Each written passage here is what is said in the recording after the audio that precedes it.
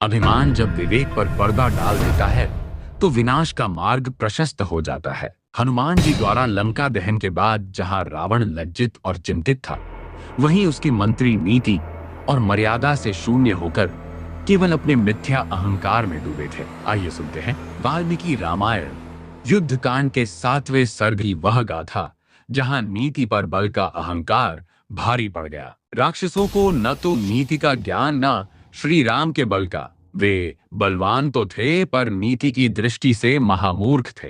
राक्षसों ने रावण को आश्वासन दिया कि उनकी विशाल सेना परिघ, शक्ति, रिष्टि, शूल, पट्टिश और भालों से सुसज्जित है, इसलिए विषाद क्यों।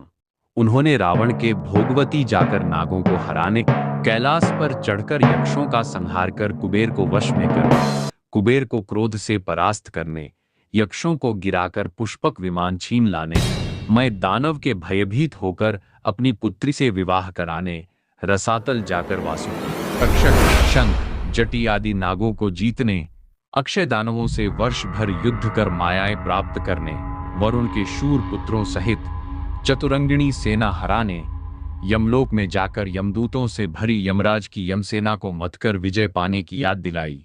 जब आपने इतने सारे शूर वीरों की परास्त कर दिया तो राम पर विजय पाना कोई बड़ी बात नहीं। महाराज, श्रम न करे, महाबाहु इंद्रजित अकेले वानरों का संहार करेगा, जिन्होंने माहेश्वर यज्ञ से दुर्लभ वर पाया। देवताओं की सेना सागर के समान बड़ी थी। हाथी, घोड़े, नाग अनगिनत संख्या में थे। उस सेना में आदित्य, वसु और रुद्र स्वयं उपस्थित थे। उस सेना में घुसकर देवराज इंद्र को बंदी बनाकर अपने रथ पे पैर के नीचे दबाकर ये इंद्रजीत लंका ले आए थे।